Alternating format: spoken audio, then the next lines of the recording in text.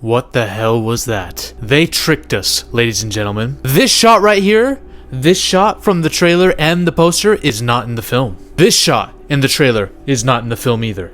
Jordan Peele's presence behind the film that you would expect to be there as a result of the marketing for this film is also not there. Because they used Jordan Peele's name as if he was the director or writer, without mentioning who the director and writer actually was in the marketing for the trailer, because, hey, we need to get y'all to buy the tickets. And there were no reviews a couple days before the film. Usually you get reviews at least a week before. I'm seeing reviews from Chris Stuckman, Jeremy Johns, and all these guys a week before. Only on a couple days before did I see any reviews for this, and that is for a reason, y'all. Is it because this movie is secretly shite, and they just plastered Jordan Peele's name all over it in order to trick us to get the tickets to buy the film? Was my second most anticipated film of this quarter of the year, besides Weapons. Now, Weapons, I like Weapons, I thought it was a good film, but I was still underwhelmed by that film. I was hoping for a lot, especially with Jordan Peele's name plastered all over the trailer. The movie is centered around a football prodigy called Cameron Hayes, who basically is talked about as the next GOAT. Alright? He's the one. He's the next one up. And after a almost career-ending injury, maybe, he's invited to a compound by his idol, the GOAT of football, in order to train there. And from there, we get some very dark, crazy, and disturbing shit. Automatically, when you think of this, you're like, okay, a mentor and a protege that's gone a little toxic and dark. Yeah, Whiplash. You think of Whiplash, which is one of my favorite movies ever. But this movie also has a lot of satanic imagery in the trailer. You have an Illuminati symbol literally in the trailer, in multiple TV spots. Now we're thinking, okay, this is not only about a mentor and a protege, but it's also about the what you have to sacrifice in terms of selling your soul out to maybe the devil for fame, for fortune, and all that stuff to be the GOAT. And I really wanted to see Jordan Peele's take on this. Because Jordan Peele, even though a lot of people hail him up, he gets a lot of flack too, because a lot of his films are about one thing, and it's race,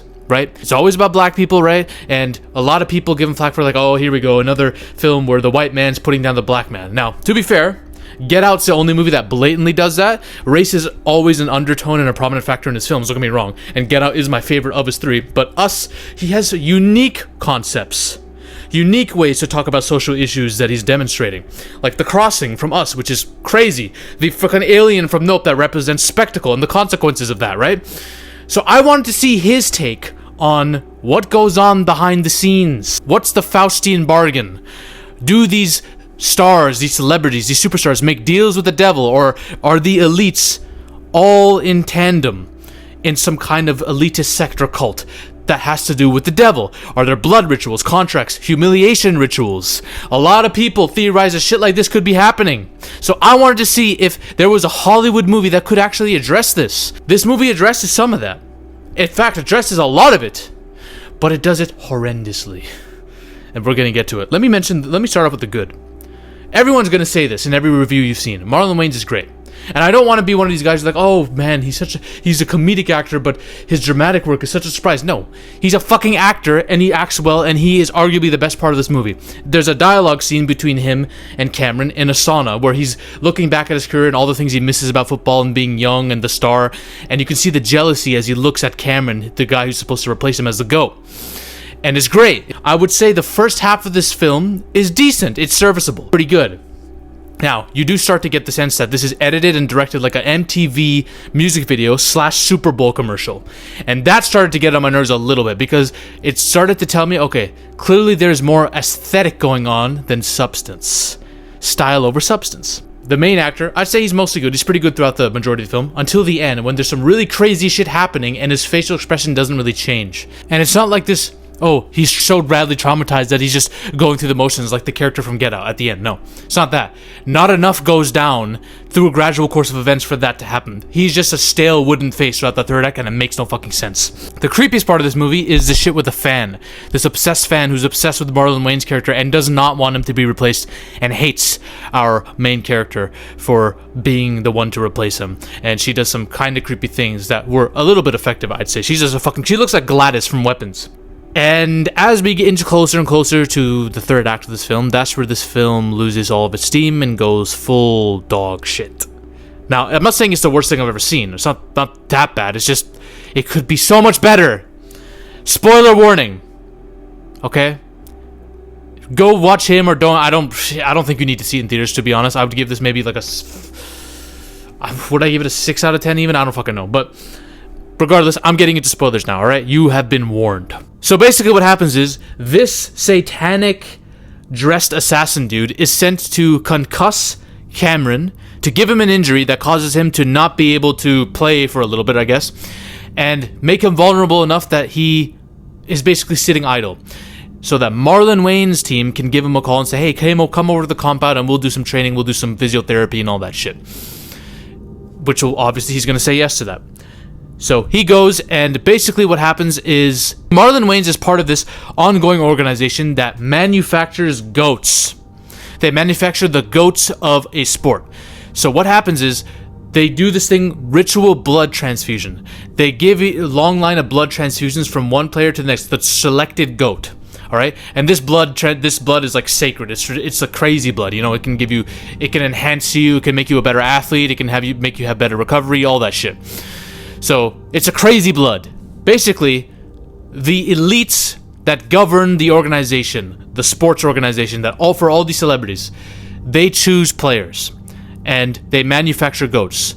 And to be the goat, you have to do a bunch of rituals and sacrifice something for them. He is basically taken to a party where the elites come to meet him. And in this party, a ritual goes down where someone is literally fucking beheaded as a blood sacrifice of sorts. And he's involved in this and doesn't even know it because he has no memory of it. And he wakes up on this bed where he's basically I think blood is being taken from him, or is blood being put into him? I don't know. I think blood's being taken from him. But regardless, he escapes, goes to Marlon Wayne's room, where they proceed to have a fight to see who will be the next GOAT. Whoever walks out of the room alive will be the next GOAT, who goes through the hall and goes outside and meets the cult of elites sitting there waiting for him to sign the devil's contract over a pentagram. And he needs to sign the contract, otherwise they'll kill him, they'll kill his family, all that type of shit. All of this goes down in less than 15 minutes. I haven't even gotten to how this ends, because he kills all the entire Illuminati elites there.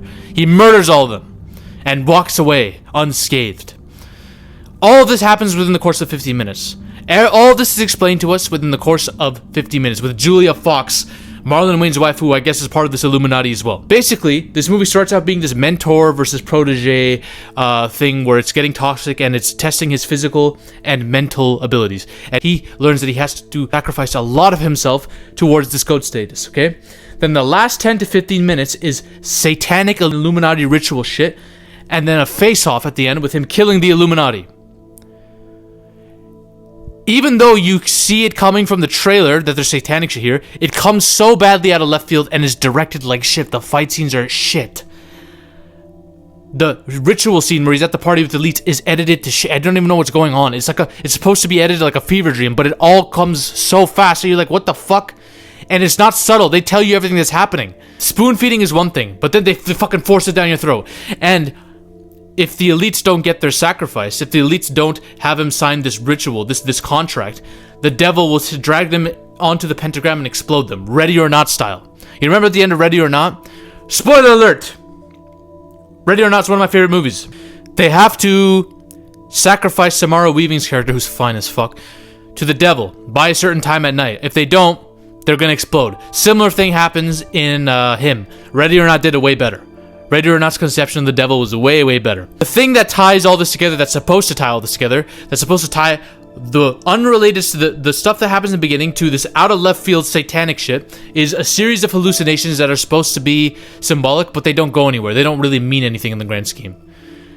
Cameron basically has hallucinations of camera people in his face that's supposed to be a fucking jump scare, and then a devil suited guy putting plastic wrap over his face, and then some dude killing him in the field and all the shit. Like, none of it really staples everything together. I thought the film was going to be like this. I thought this is how they were going to do it. Cameron gets exposed to the world of fame and fortune with his mentor, who takes him to all these parties and all this stuff and has him cheat on his girlfriend and start doing immoral things. Then he starts making deals with elites and rich people to, sign, deals for sponsorships and modeling gigs and all this stuff. And then they gradually make him do things that he's not supposed to do as a result of this. Like doing certain things in his modeling that mock Christ or mock religion of some sort, or humiliation ritual level shit, sexual shit, right? They have him fuck people that he shouldn't be fucking and all this stuff. They start making him do things more and more gradually over the space of time that he doesn't want to do, and you start to fear that it's going somewhere that's more ritual, and then that starts to get revealed towards the end. But this is all happening over the course of the film, not just all dumped on us in the last 15 minutes, right? And by the end, he's done so much shit that it's the sunk cost fallacy. I'm already here, I might as well take the final step and sign the fucking contract that's going to an unknown donor, an unknown person who is inferred to be maybe Satan himself or whoever, right? I thought that's where this is going, but they don't really go that route. They basically say, okay, there's a back and forth between him and his mentor, blah, blah, blah, blah. Then there's this one party where there's a ritual sacrifice, and then, boom, you gotta fight Marlon Wayans to see who's the new GOAT, and then sign a contract with the devil. If you don't, everyone's gonna explode, and then, oh, I'm gonna kill all the Illuminati. Like, what the fuck? I thought this scene where he's modeling like this and doing weird shit, I thought this would be one of the weird modeling gigs that the elites would throw him into to say, hey, this is part of your contract. You have to do this stuff. And it's like weird, satanic religious shit. And he would be like, what the hell is, what am I doing right now? Why are they making me do a cross sign, you know? I thought that's what the scene was, but no. This doesn't represent anything in the film like you thought it was in the trailer. The trailer is very misleading. 90% of this is like toxic football stuff with him and his mentor. The last 10% is like Ready or Not and Get Out put together. It's not paced well at all. And there's nothing subtle about this. They tell you everything that happens, and it doesn't mean shit. A lot of the visuals, there's a lot of good looking visuals here, but you'll see this time and time in every review of this film, there's no substance behind them, because there's not until they force it at the very end with, oh, this is a satanic contract, and then he kills the entire Illuminati and the movie's over. And you're like, what the fuck did I just watch? What the hell was that? They fumbled an amazing concept. The concept of a celebrity, a star, an athlete, having to sell his soul literally for success and fame, and showing what the elites might get up to over there. Exposing what the conspiracy theorists have been thinking all along, right? They could have approached it in such an interesting way, but they fucking fumbled the ball. This goes to show the many modern horror issues that the modern horror has nowadays. And I love A24 and everything they're doing. But there's a lot of films that it's not just A24, there's Neon, there's a lot of production companies that do this. Annoying ass dream sequences. I'm fucking tired of this, bro. Dream sequences are some of the worst things I've ever seen now in film. Even the dream sequences and weapons were kind of whack, but they weren't as bad as this. Dream sequences that they're supposed to be symbolic, but they're fucking shit. They're annoying the shit. Artsy visuals that are supposed to look cool for the trailer, but they're trying to win points, aesthetic points, not substance points. Weird pacing. The entire flow of the movie's thrown up because you're trying to rush an ending. The third acts of a lot of these horror movies are shit. I'm telling you, and it's not just horror problem. Film in general has a flow and third act problem now. And false promotion, which a lot of movies are doing, not just horror movies, with, oh, Jordan Peele, it's a Jordan Peele. Bro, you can tell Jordan Peele didn't make this movie. You can tell this is a concept that Jordan Peele would like, but this is not a film Jordan Peele would make. Like, this is not Jordan Peele. This is someone else. It was a red flag, man. When you have such a lack of confidence in your writers and directors, and you're like, okay, we need Jordan Peele. And when you have such a lack of confidence in the film itself that you're like, okay, we need to hold off on the reviews for this. I'm disappointed because I was really looking forward to this film and what it had to say, and ultimately, it didn't say very much. I've seen a lot of people in comments saying, oh, bro, this is the people who don't like this movie don't get it. If you have eyes, you can see. That's what this movie's about. And I'm like, bro, there are ways to do that kind of thing, but do it subtly. Have you seen fucking Eyes Wide Shut? Have you seen Eyes Wide Shut?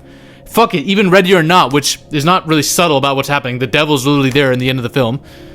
That does it better. Why? Because the movie is paced very well. And it doesn't throw everything at you at the last second. And when it does reveal everything that's happening, it does it in a great way. And it balances its tone more evenly too. People need to understand that just because you have a very cool concept doesn't mean the movie did the concept fucking well.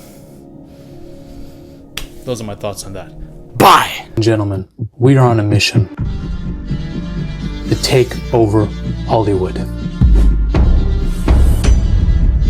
But the army must keep growing. If you want to suggest video topics to me, or talk about your favorite movies or favorite film theories in a community with like-minded individuals, join the Zafy Discord now. Link is in the description and the comment section as well. Join us. This movement is just beginning. We're taking over Hollywood, one coke line at a time.